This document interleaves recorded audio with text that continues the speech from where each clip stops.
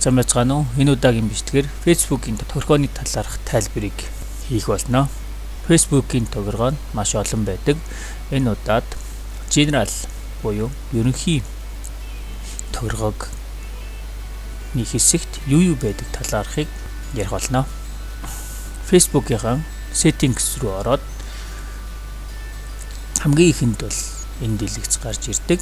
Энэ дэлгэцний хамгийн дээд хэсэгт нь гарч ирсэн байгаа. Энэ нь болохоор та өөрийнхөө Facebook-д байгаа мэдээллүүдийг татаж авах бол энэ дээр дарна гэсэн хэсэг байгаа. Энд дарах юм бол та өөрийнхөө Facebook доторх бүх мэдээллүүдийг татаж авах боломжтой.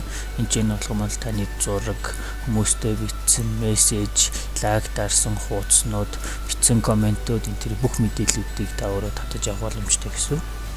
За дараагийн хэсэгт нь болохоор таны нэр, за дараа нь болохоор username, domain нэр дээр бичээд орох таны хэсэг, за контакт, таны холбогдох хаягнууд, имэйл хаяг байж болно, утас энэ төр байж болно.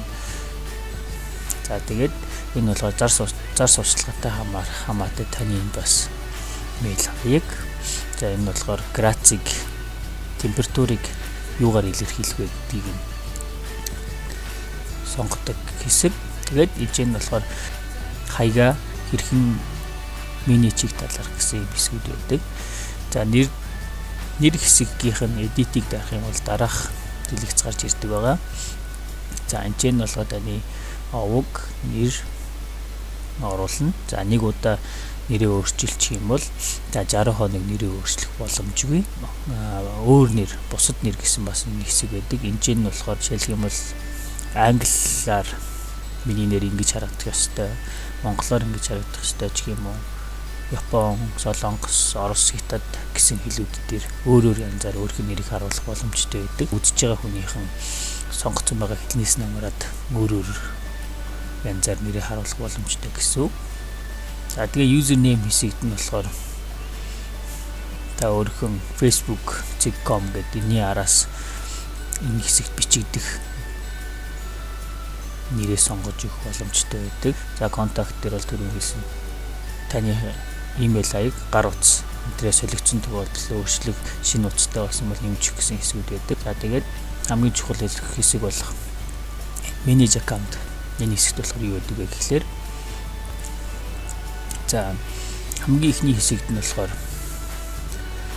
ямар нэгэн золгууд тохиолдлоор үүд болох нас орсон тохиолдолд таны хаягийг авч явах хүнээ сонгох боломжийг бол Facebook олгосон байдаг. За энэ хэсэгт нь болохоор тэр хүнээ энэ сонгож өгөх боломжтой байдаг.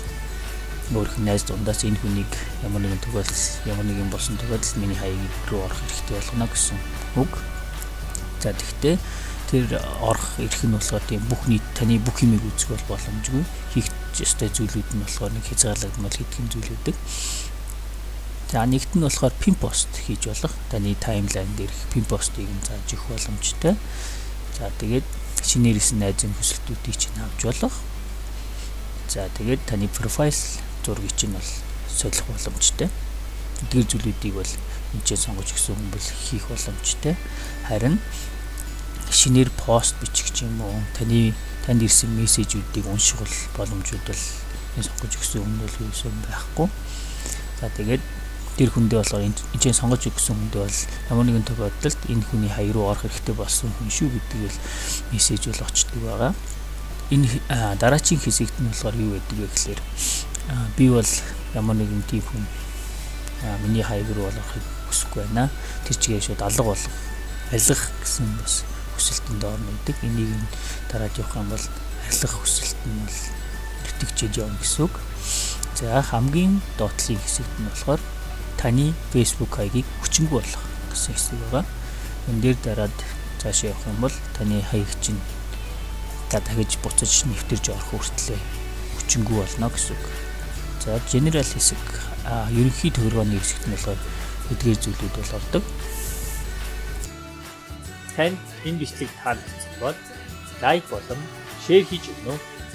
Танд асуух зүйл гарвал IT цэцэг эмээний мэйл болон Facebook, YouTube-ээр бидэнтэй холбогдно.